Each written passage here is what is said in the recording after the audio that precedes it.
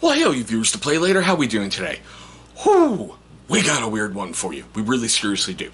As you know by that thumbnail and everything else you clicked on to get here, we finally have one of the most talked about, most controversial paints I have ever seen on YouTube, period. The Vallejo Color Shift, is it? Yeah. Oh, the Shifters, excuse me. The Shifters Eccentric Color Series Space Dust.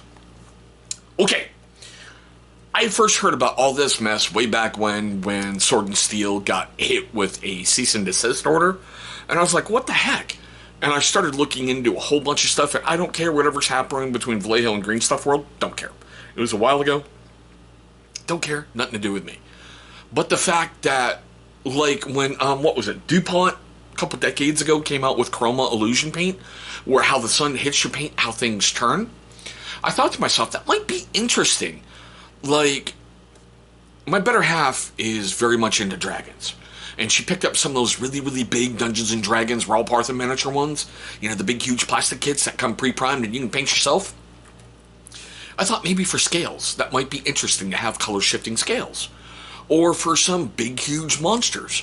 Or, I don't know, for some Astartes in 40K. You know, depending how the light catches their polished, you know, ceramite armor, it might be something different. Or even for my custodes. Depending on how the light hits your golden armor, it could look reddish gold, brownish gold, greenish gold, something like that. So, we're going to pause really, really quick to get the adulting out of the way. First up is a word about our unofficial sponsor. Well, hey, all you viewers to be named later, how we doing today? That's right, Copper Johns is back. He is back, and he's even told me, dude, just let me know when I'm not going to be the unofficial sponsor. Just keep us rolling over. So I think that's really, really cool. But the big reason he is our great unofficial sponsor is, come on, man. You've gone to a gaming store and you're like, let's roll. Oh my God, the girlfriend's coming in with me. And it's like everybody has Nurgle's rot.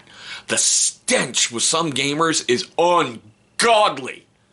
Copper John's got you fixed up. They've got stuff for your beard. They've got stuff for your hair. They've got stuff for your body. They've got stuff for that beautiful woman who is with you. Or, you know what I mean. I don't even know what to say nowadays, but your beautiful better half. Check them out. There's going to be a link down below, and there's also going to be a discount code moving forward. It's my good friend's code. I don't make a penny off it. Don't want a penny off it. Won't take a penny from him. I just asked him if we could use his affiliate code over here on the channel, and he was good enough. So like I said, check them out. They've got something for everyone, and let's help defeat Nurgle's rot. All right, Killer Company, he is really going to help you blow Nurgle's rot out of the water. As of filming this video on Wednesday, August 23rd, 2023, this is currently $23.25 on Amazon for this pack. That is not bad for a 6-pack, all right? But that price point got me wondering. Now, you get 6 colors in here. Orange, violet, electric blue, intense, well, orange, violety, electric blue, intense violety, green, blue violety, bright gold, brownish, old gold, gray violetish, and red gold. Well, red/gold. There it is, their little color swatches, all right? That got me really interesting to be able to turn it and do whatever. You get this neat little pamphlet with it.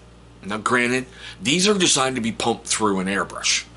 But, anybody knows, anything you get that's ready for an airbrush right out of the bottle is thinned down to the perfect consistency to put on a miniature. We'll get to that in a moment. I like the fact that when you open it up, you get that. And the first thought I had was, oh crap, are these just for like motorcycle bits and cars and things like that? Are they going to work good on a miniature? So I started reading right here. One of the things they really, really stress is it's great for curved surfaces. Okay, I get that, the way the light will play off it and everything. I swear to God, gloss black base, like a primer, is mentioned at least 10 different times in 3 little paragraphs. So, okay, you want me to do this over a gloss black. I get it. I get that a lot. They also stress that if you're going to use an airbrush, it's ready right away, right out of the pot. If you're going to use a brush, which is what I have, 4 parts paint, 1 part water. Okay. That's easily done. We've all done stuff, especially if you use army painter paints with the mixer, the mixing medium, especially with speed paints, thin it down a little bit. We're good, right? We're all good with that. They even give you the compressor pressure that you should use it at. All right? No big deal. It's all sitting right there. There is all of their paints. You can even buy everything in one big, huge set if you want to. But this is my first little dabbling into it. And I had some interesting stuff happen. Okay, so right off the bat, and I'm going to try to do this the nicest way I can, they come in their usual little Vallejo things. Yeah, I like the dropper tops. I like everything. But I'll be honest with you, that's one of them. The green, blue, violet-y. Kind of looks like the electric blue intense violet-y, doesn't it? Like a paint pot. Which also really looks like the bright gold brown kind of thing. They all look very, very identical to me right out of the bait. Yeah, right out of the gate. I'm like, are you kidding me? Did you guys forget to put the color in there? One thing I did like, all of them came with the little mixing balls. I thought that was great. And yes, I know you guys heard the monsters getting up and walking by. It's okay. Caden, please pour cereal for everyone. Get milk, and I'll take care of the vitamins in just a moment. Okay? Yeah, it's really early morning as I'm filming this, but still. I want to get it. I want to get it filmed. I want to get it out there because I want your guys' opinions. Remember, I do not have an airbrush. So, right in the pot, that's the old gold, grayish, violet-y color. Not a bad color. Really looks like a purple gold. Okay, no big deal. Orangey violet. Okay. And this is the one that made me giggle. This is a reddish gold. That looks pink. That looks flat out pink. Alright, it seriously looks pink. Now, for the purposes of this video, what I've done recently is I went to the Dollar Tree, and I got myself 6 bags of their Army Men. So I've got quite a few plastic guys that I can practice paint schemes on. So I thought that would be perfect as a flat-out tester, pretty much even across the board. Not a lot of detail, not a lot of bumps, not a lot of anything. What I did was take that Hawk Turquoise primer that I hate, and I primed them in Hawk Turquoise. Now, I only painted one side. I really didn't have glossy black. The best I had was from Apple Barrel, a really bright black. So I used that as my base coat for one side. I let it dry completely, went back over and see if there was any Hawk Turquoise things peeking through.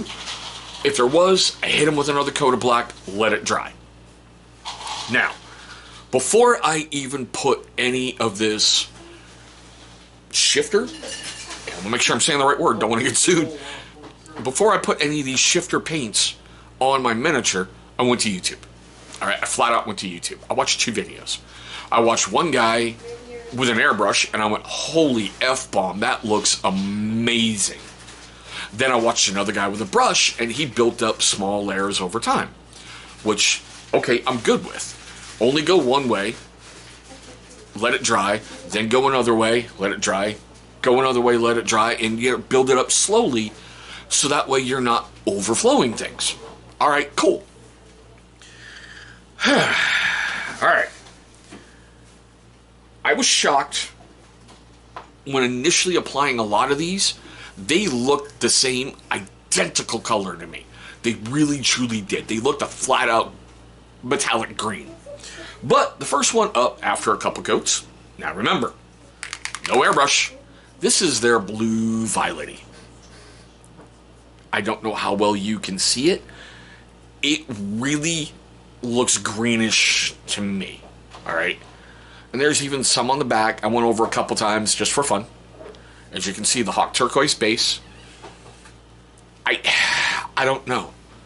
And that's the problem with using a brush when stuff like this is designed to be sprayed out of an air gun. I don't know. I don't know if I didn't dilute it properly. I don't know if I did the mixing wrong. I did 4 drops to 1, mix it up, 4 drops to 1, mix it up, and then use a brush and went over it. One way, the second way, and I left it alone. There is no sealer on here, period. So I don't know if that makes a difference. So, next up, is their electric bluish intense violet. Remember, those all kind of look the same. He's really blue. I mean, I can see some violet in there with moving it around, but it's not like a dramatical shift like I saw on some stuff. Now, granted, I've only got the lighting that I have. I don't have intense studio lighting, so still. So, okay, I am actually shocked with that one, because when I first put it on, I swear to God it was going to be green, and then it kind of turned. I'm like, all right, that's not too bad.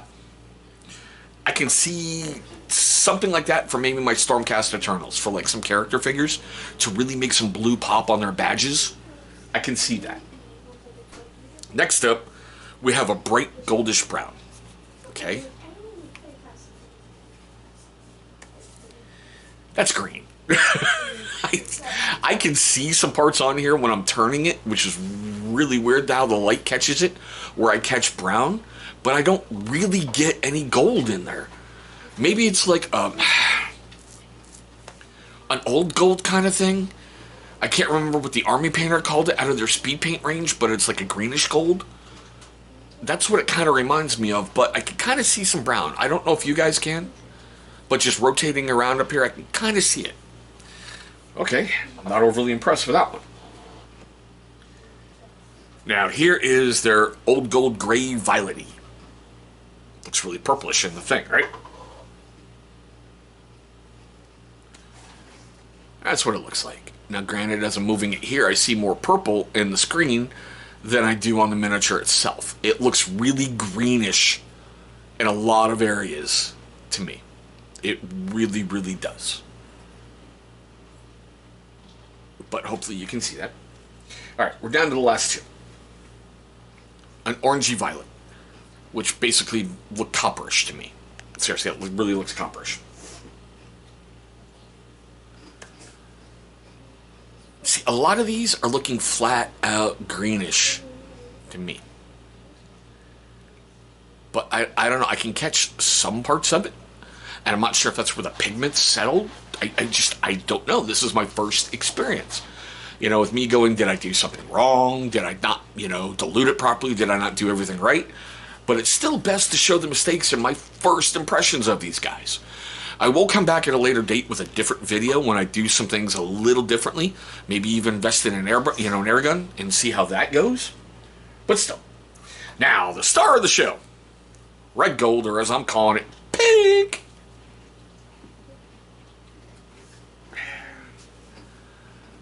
Yeah, that looks seriously pinkish to me. It really, really does. Sometimes with shifting the light, depending how the pigments have settled, like how I'm looking at it up here, I don't know if you can see it. I can see some goldish in there, but it really, really looks pink. Yeah, So once again, I don't know if the black wasn't glossy enough. I don't know if I didn't mix it properly enough. I really don't know. This is my first impressions and my first experience with these shifters. I also don't know how long they've been sitting around before paint even went onto the palette. It got hit on the vortex mixer for 30 seconds standing up, 30 seconds up, upside down. So basically a minute total. 30 that way, 30 that way. Get it really, really shook up. And it's really funny when you do it this way because you can hear the ball inside going, Rah! It's kind of cool with the vortex in there. I primarily got the vortex mixer for that holy white for the Army Painter speed paint, which I think is just an ungodly color. It's not white, it's gray. But still, we're at the best part of the video. Seriously, this is one I really, really love a lot because I learn a lot from you guys, especially with those who have used this product before me. I want to know your question, comments, love, hatred, anger, all that fun stuff right down below in the comments section. I really want to know, have you used the shifter line by Vallejo? At one point, I thought Vallejo was a premium paint that outdistanced Citadel. I use Vallejo primarily now to insert stuff into my paint range because I don't think that Citadel has a great metallics range, but Vallejo blows them out of the water. There are some stuff I will always go to for Vallejo, especially with painting my Space Wolves. They're Wolf Gray and Ghosty Gray. You will always be a part of my paint palette. Okay, like I said, do you have any tips? Like, have you mixed them by hand? Have you had any successes with it? Have you had any failures with that? I really want to know. Leave those comments down below. because I really want to learn. I really want to grow with this part and see if maybe I can help my better half make shimmery dragon scales, because I think that would be so cool to surprise her with like a purplish and blackish thing that she wants, and have the purple in the body. Yeah, I've got so many ideas running through my head what I want to do for her, but still.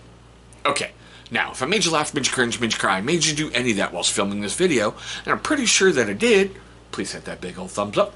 It's only going to show love and support for the channel, and that is always appreciated. But there we go, guys. My quick, weird look at the Vallejo Shifters Space Dust. I want to thank you guys for watching this one. I hope you're having a great day today, a safe day today, and I hope one day to meet all of you across the tabletop.